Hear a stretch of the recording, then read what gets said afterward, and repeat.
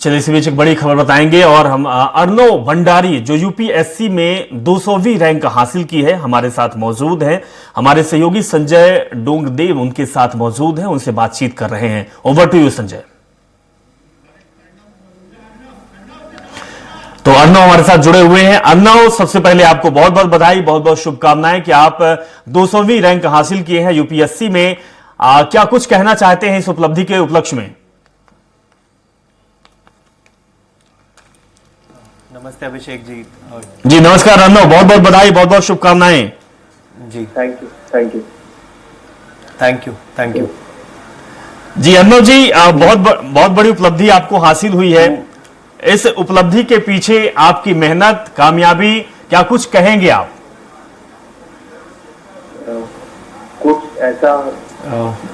कुछ ऐसा खास मेरी मेहनत से ज्यादा घर वालों की, मेरे दोस्तों की मेहनत है, मेरे सर की मेहनत है। तो मुझे नहीं लगता मेरी अकेले की मेहनत है, ये 10, 15, 20 लोगों की मेहनत है साथ में।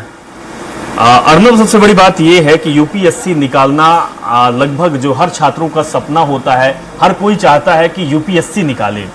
और जिस तरीके से यूपीएससी एक बहुत टफ एग्जामिनेशन कही जाती है, बहुत टफ होता है, बहुत से लोग, हजारों लाखों लोग जो है वो तैयारी करते हैं, इसके बाद कुछ ही लोग निकल पाते हैं। लेकिन एक ट्रिक होती है, आखिर क्या होना चाहिए, किस तरीके की पढ़ाई करनी चाहिए कि यूपीएससी में आप जैसे रैंक हासिल हो? अर्णव।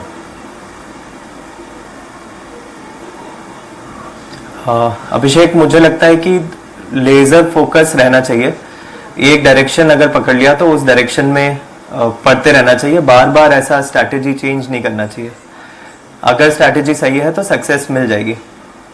जी अर्णव, आपसे ये भी समझना चाहेंगे कि आप जिस पद पर आप जाएंगे, जो आप परीक्षा पास की है, वो बहुत रिस्पॉन्सिबिलिटी है। कह सकते हैं कि पूरे देश को चलाने के लिए आप जैसे आईपीएस आईएएस लेवल के जो अधिकारी हैं, उनका बहुत बड़ा योगदान होता है। तो कितनी आपकी कोशिश रहेगी, क्या आपकी सोच है कि किस तरीके से आप काम करेंगे? क्योंकि आप अब उस जगह पहुंच गए हैं जहां लोगों का सपना होता है और उस जगह, उस पद के द्वारा देश चलता है।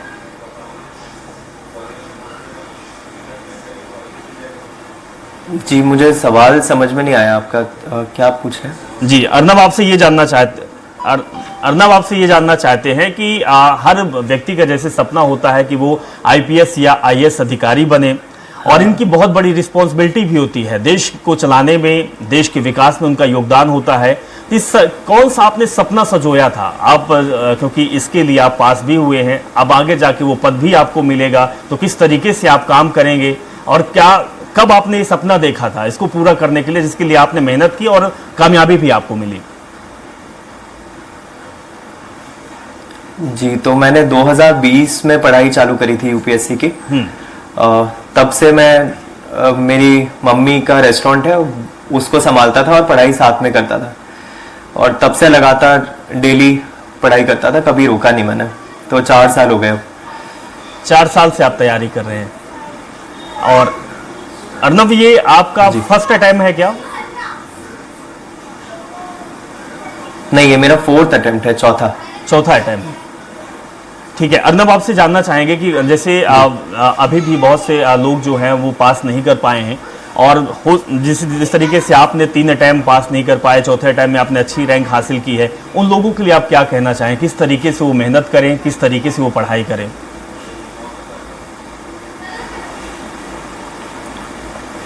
मैं बस ये बोलूंगा कि हताश नहीं होना। मतलब अगर फेल हो जाए तो एक दिन उदास हो सकते हैं, 2 दिन उदास हो सकते हैं, लेकिन खुद पे भरोसा रखो।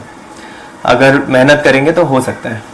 ठीक है अर्णव, आपसे जानना भी चाहेंगे कि आप किस तरीके से मेहनत करते थे, आपकी दिनचर्या कैसी होती थी, आप किस तरीके से शेड्यूल फिक्स करते थे? जी, तो मैं सुबह पहले उठता था 6:30, 7 बजे के आसपास। फिर उठने के बाद एक्सरसाइज करता था मैं डेली। फिर न्यूज़पेपर पढ़ के रेस्टोरेंट पे चला जाता था। तो रेस्टोरेंट है मम्मी का, पिकनिक रेस्टोरेंट करके भोपाल में, और फिर वहीं पे रात के 11 बजे तक पढ़ाई करता था। तो वहाँ मेरी एक टेबल थी, उस पर बैठा रहता था और मुझे सारे लोग खाना वाना ला के देते थे। तो मेरी आधे से ज़्यादा पढ़ाई वहीं पे हुई है। लेकिन अर्नब, ये इतना आसान तो नहीं रहा होगा कि जहाँ पर रेस्टोरेंट में आप बैठ के पढ़ाई कर रहे हैं, कस्टमर वहाँ पर आते होंगे, बहुत सारे शोरगुल और चीज़ें भी डाइवर्ट करने वाली चीज़ें भी रहती होंगी, उस बीच फोकस कर पाना पढ़ाई में, और वो भी देश की सबसे बड़ी पढ़ाई यूपीएससी, और आपने उसको निकाल कर भी दिखा दिया है। जी, तो मुझे अच्छा लगता है, ऐसे आसपास लोग रहते हैं, नॉइज रहती है, तो उन लोगों पे इतना ध्यान नहीं जाता, बस वो नॉइज रहती है तो ऐसा बहुत ज़्यादा शांति नहीं रहती। तो मुझे अच्छा लगता है लोगों के बीच में बैठ के अपना खुद का काम करना, मुझे इतना डिस्ट्रैक्शन होता नहीं है।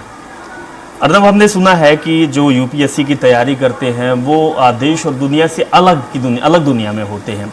कहीं कोई दिल्ली में रहता है, कोई कोटा में रहता है, कोई बेंगलोर में रह के पढ़ाई करता है। आप भोपाल में रह के पढ़ाई कर रहे थे और कामयाबी आपने हासिल की है, अच्छे रैंक आपके आए हैं, ये कैसे संभव हुआ है? थोड़ा सा जानना चाहते हैं। और हमारे दर्शक भी जुड़े हुए हैं, छात्र भी हैं जो प्रिपरेशन कर रहे हैं, तैयारी कर रहे हैं, जिनका सपना है, जिनका ख्वाब है, वो भी आखिर सीखेंगे अर्नब से कि अर्नब भैया कैसे काम करते थे, कैसे पढ़ाई करते थे। जी, तो सबसे बड़ा रोल तो फैमिली का रहता है, क्योंकि कोई भी बड़ा काम वो मेरे तक आने नहीं देते थे, तो सारी रिस्पॉन्सिबिलिटी उन लोगों ने ले ली थी। फिर दिल्ली में मेरे मेंटर हैं अनुपम सर, जो स्मार्ट वर्क लैब्स करके चलाते हैं, तो उनसे मैं रेगुलरली कांटेक्ट में रहता था। और तीसरा यही है, जैसे ही डाउट आता था वैसे ही किसी ना किसी को फ़ोन करके उसे सॉल्व करता था, कभी भी पाइल अप नहीं होने देता था उस डाउट को। चलिए अर्नब, बहुत बहुत शुक्रिया हमारे साथ आप जुड़े, और एक बार फिर से आपको बहुत बहुत बधाई, आपके परिवार को बहुत बहुत बधाई। आपने नाम रोशन किया है अपने माता पिता और पूरे मध्य प्रदेश का। बहुत बहुत शुक्रिया हमारे साथ जुड़े हुए अर्नब।